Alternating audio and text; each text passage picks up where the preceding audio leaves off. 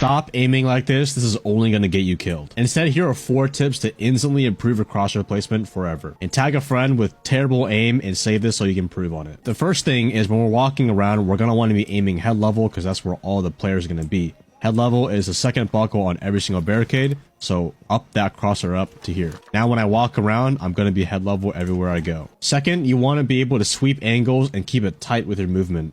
You want to be in and out of cover, so instead of walking around and now I'm exposed to 1, 2, 3 angles, but instead I can keep it tight first, check 1, now I can check 2, and keep my crosshair barely right before my reaction time can catch up.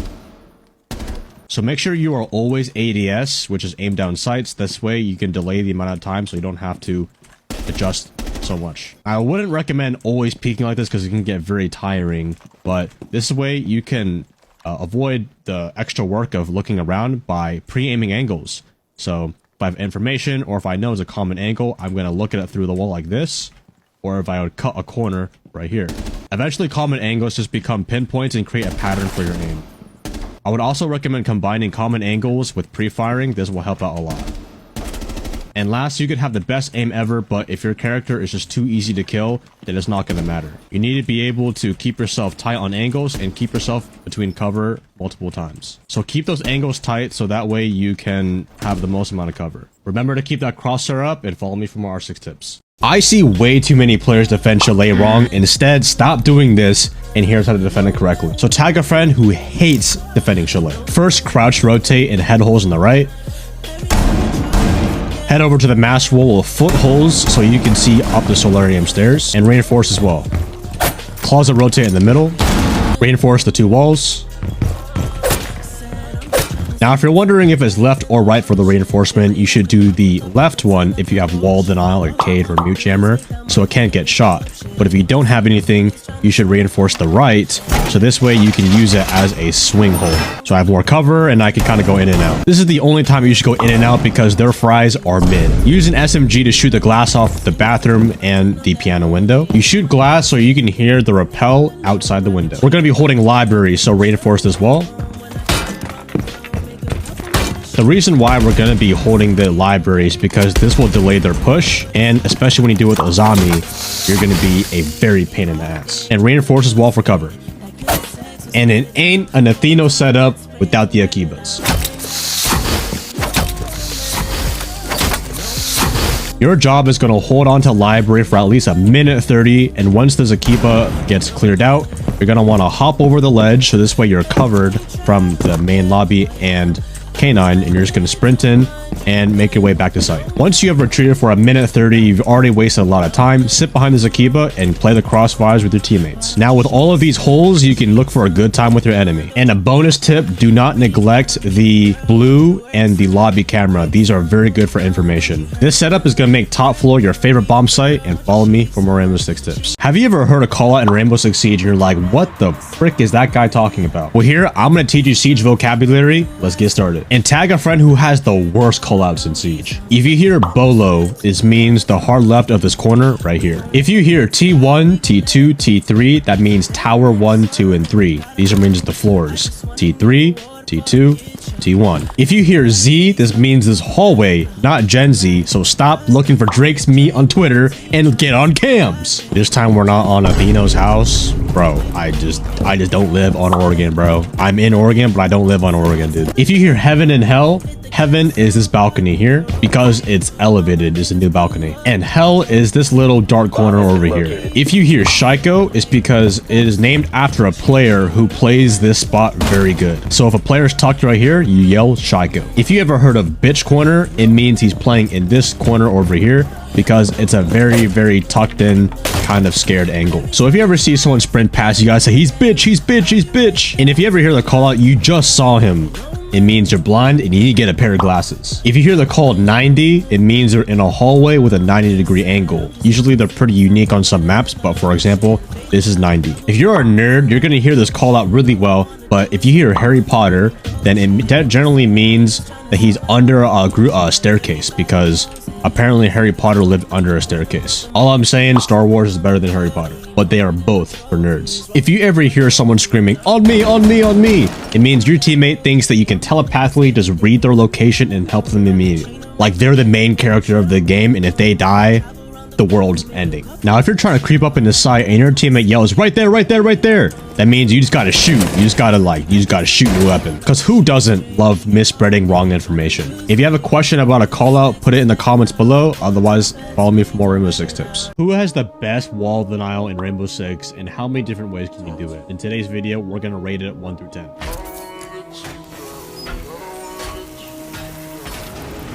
So I would give Mira a solid 4 out of 10 because it's very risky to get the timing down and then they can just punch the Mira. I would give Bandit honestly a 9 out of 10. In the right hands, he can be very hard to counter, especially with Thatcher on the board. The timing with the Bandit charge is so small that it works on Ace, Hibana, or whatever RPG, even Thermite. So as you guys can see, you can juggle K-Claws like I just did right now, but otherwise you can put K-Claws to get all 3 walls or even just get in hatch. So I would actually give Cade a 9.5 out of 10. Mute is probably a solid 5 or even a soft 6. He works if they have no Thatcher EMP or anything like that. Pretty good. He wastes time. Thermite can actually just get out of the radius of the Mute Hammer. Now, Tubarão would probably be a little bit higher up than Mute. I'd give him a soft 7 or an 8. He doesn't obviously destroy it all the way, but he can delay a lot of time. So impact tricking is not for an operator, but is actually for any operator that has impact grenades. A solid 9 out of 10. Now, another option, if there's no holes above, you can wait for the first one to go off and throw an impact on the surface near it.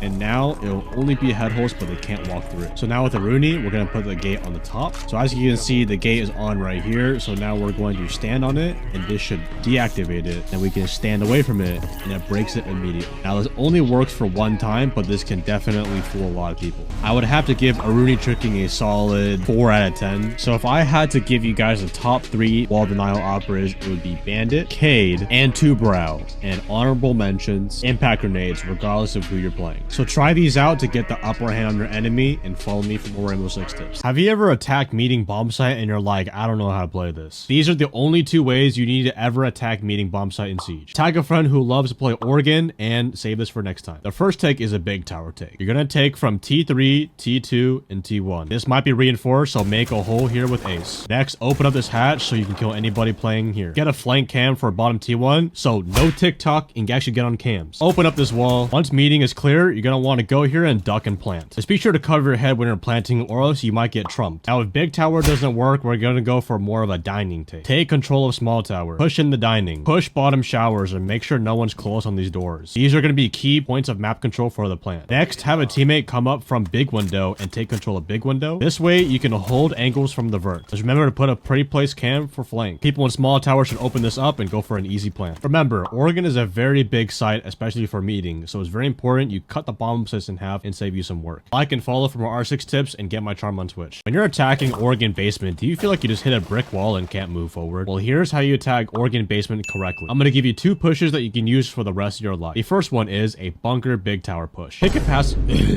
Pick a passive operator to work blue like Flores or Osa. And when you walk out spawn, get both of these default cameras. Other teammates take control of big tower, and make sure big tower and meeting room is clear. Leave a flank drone for meeting and for dining. Have a hard breacher open up the hatch, and a teammate pushing down T1. Now you will have pressure from bunker, staircase, and the hatch. Your main goal should be plant in this corner here. Have a teammate cover from pillar, and the round should be over soon. Attack number 2 is a freezer main. Have teammates set a flank drone for meeting. Take control of main, open up this hatch, while your other teammates are going to come through showers, clear out bottom white, and open up the freezer hatch. You're going to want to use drones and utility to advance your way in the site. Once you get control of freezer or main, you can start to go for a default plant in this corner here. And remember, no matter your push, you should always get at least 2 kills before before you start planting the bomb. And that is how you attack basement or Oregon. Like and follow from our R6 tips. Here is how to attack Oregon top floor correctly. Whether you're a copper or a champion, this has about a 99.7 win rate. So tag your R6 members below and save this for your next attack. When you spawn street, watch for all spawn peaks and get every single default cam in the front.